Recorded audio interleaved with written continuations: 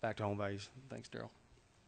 Home values in California, yeah, the rest of the country has gotten hurt, but California has gotten devastated. So what happens? Businesses leave. Last year, 84 businesses left. We got one here in Kentucky. We do a lot of business in Utah and Texas, Colorado. They're very business friendly. They got most of the companies. But as you can see, there's a fleeing of California because of the sheer amount of bureaucracy. What's interesting is the public sector has not gotten hurt at all. In fact, the public sector job has stayed about the same, while the private sector has lost 1 million to jobs. Again, the most inefficient way to run a country is government, excess government expenditures. Furthermore, the average worker in California in 2000 was $55,000 a year, and this year is approaching $95,000. So the salaries have almost doubled. So what's disappointing in the purpose of the whole talk today is they don't seem to be getting the message, because this is the pensions that run out the next 20 to 30 years. In other words, the sheer magnitude and the ludicrousy of the situation they're in doesn't seem to be changing the leadership. I find this very disconcerting, and the purpose of my talk today is, as business leaders, we've got to get our arms around this, because otherwise we're going to head to a similar situation. So what could be California's problem? Could it be too much government? So we got a list of Californian agencies, some 500 of them. We did the California Academic, California Bay Conservative, California Arts, California Business,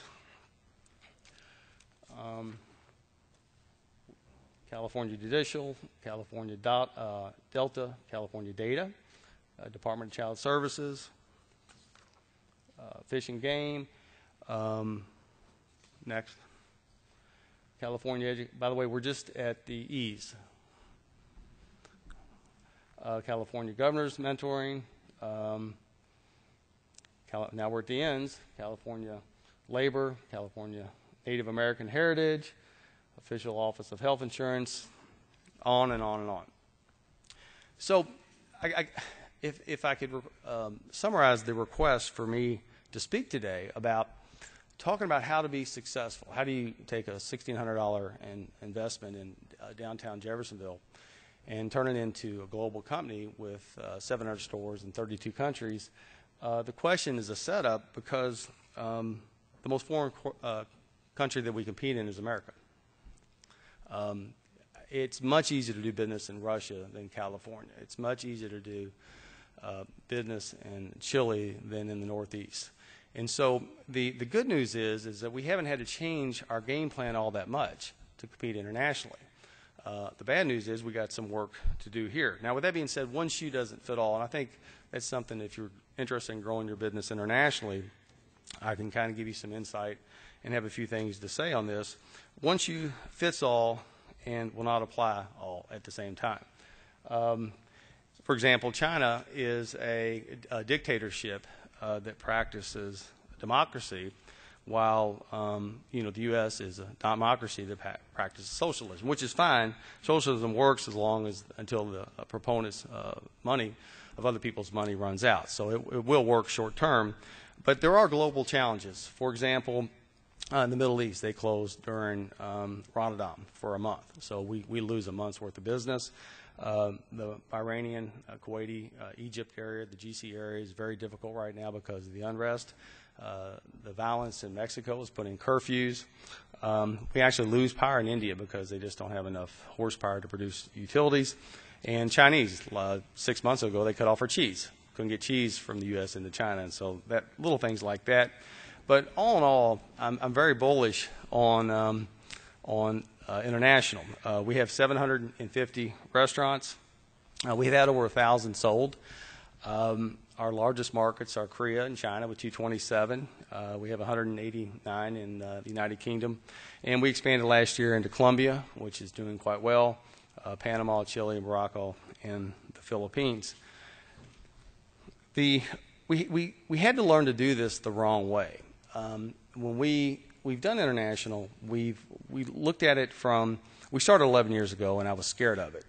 Right now, if you want to open the store in Chile, or if you want to go to China, UK, Kuwait, Russia, I'm very comfortable with opening a Papa John's. But it took probably 11 years to get comfortable with the different environments and the different cultures.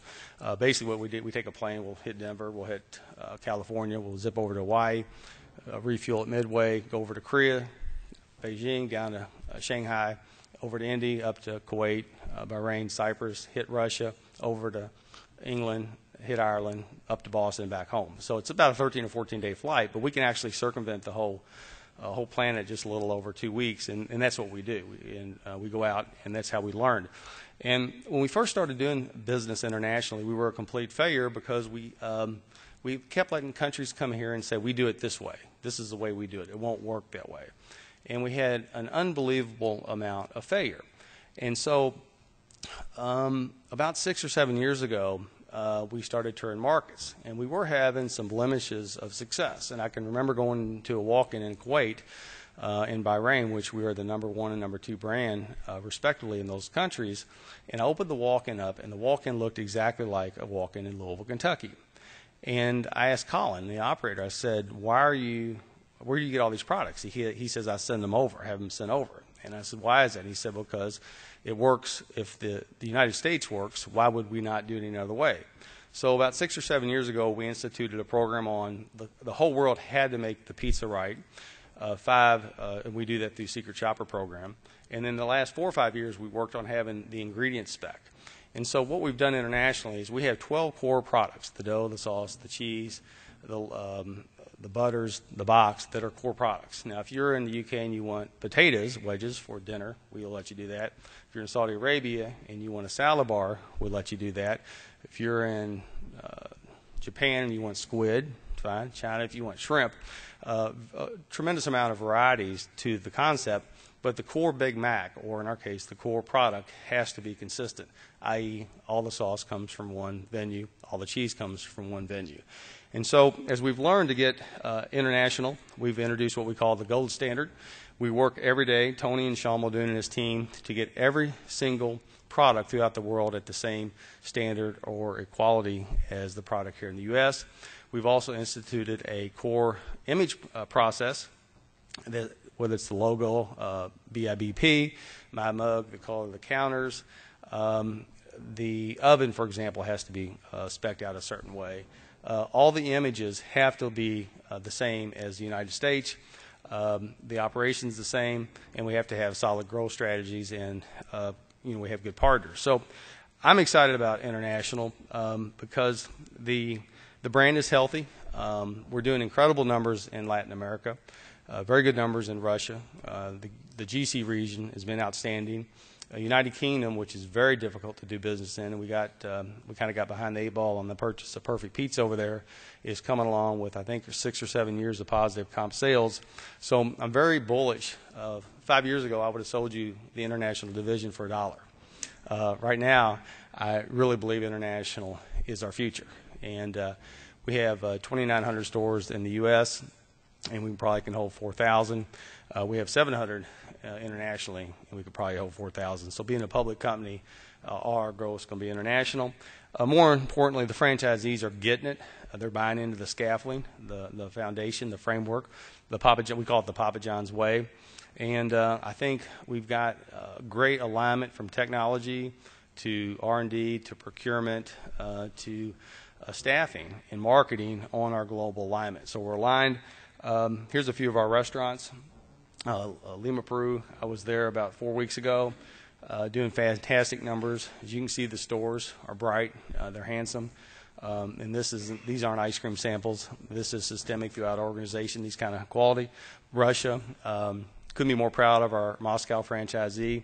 They're up to 20 stores. They should probably be at 40 stores within a year and a half. Shanghai, we have 80 stores in Shanghai. It's been a little bit different business model because the Chinese want to come in and sit down. Their houses, their huts are so small that they're cramped up, so they want to get out of the huts and come in and eat dinner in a nice restaurant in the Philippines. So I'm going globally real quickly, and then we'll take a few questions. I believe, Deborah J., you asked me to take a few questions, is you really got to find the right business partners. For example, We were in Nassau 2 weeks ago. If you're in the Bahamas, you have to be a native Bahamian to get a franchise. So we'd have to partner with somebody. Don't dilute your brand or product by trying to over-adjust. In other words, pick your poison of what you're good at, know what your brand stands for, and stick to it. At the same time, you have to be flexible. We call it solid but flexible, in that each culture is going to have little idiosyncrasies that we don't have here back in the States. Protect the brand. We talked about that. It's taken 11 years. We'll finally make our first profit internationally next year. It's been very difficult, and success is nothing but failure with the dirt knocked off of it. I can assure you, internationally, we knocked a lot of dirt off this thing. Take it slow, learn, manage expectations. In our case, we have a board of directors that is very keen on international because they have a Coke background, a General Motors background, a Brown-Forman background, so they're very keen on international, so they've been fully supportive as we've taken our licks here and there. And be consistent, with your brand. When I was walking down the streets of Peru, they did recognize me, and that's we can always tell the power of the brand by the recognizability of the founder, and so that's alive and well worldwide. Globally successful, as I said, it's kind of it's an easy question. How do you compete globally? But it's a very it's also a little bit more complex than that, because you got to be the same as you are over here, but you got to be willing to be a little bit different. You got to know your brand, product, position. As we talked about, you have to have a passion for what you do. The people at Papa John's just love doing things in a first-class manner. And I don't know why it is, but nobody turns in work that's not really well thought out of and very thoughtful. Work it with all your energy. I go to bed at night thinking about Papa John's. I wake up thinking about Papa John's. We love the business. And one thing is, be abnormal. We think normal companies are perfectly aligned for failure. Be willing to think out of the box. And you can do this exercise with credit cards or fitness or whatever else. But today, Exhibit A would be 62%. By the way, if you're a public held company, you don't want to be less than $20. 62% of the companies are traded less than 15, half are less than 10, 29% are less than 5, 11% are less than 2, and 3% are less than 1. And so our argument is that if you have a professional CEO with a professional management team, with a professional board, with so-called professional governance, you're perfectly aligned for failure. If you want to be successful, you got to think out of the box. You got to be a little abnormal. If you take Chick-fil-A and Truett, GJ and Ken Taylor at Texas Roadhouse, the Unicorn Deposit, Stanislaus, all the great companies are a little bit abnormal. Back to the beginning. I really think as leaders we can make an impact. The thing that was delightful at Papa John's is when you do put the scaffolding back in, the thing does rectify and right itself rather quickly. You'd be surprised if you get this deficit under control and you level out half the people out there don't pay taxes, half. And by the way, that's the same half that's getting all the entitlements, and they're not likely going to want a lot of change. So until they pay some taxes with the rest of us, they're probably not going to be too concerned about government getting too big because they're getting the benefit. But if you could balance that budget and level off and cut taxes, and level off spending, get rid of some of the entitlements, you'd be surprised how fast the United States of America would rectify itself. We've already left our children and our grandchildren with a pretty big obstacle, a pretty big burden. And they are our future. They are the conduct to get our future of the United States of America to be great. And I think it's our job to give them the best we got to help them get there. So I'll again thank the Chamber for having me.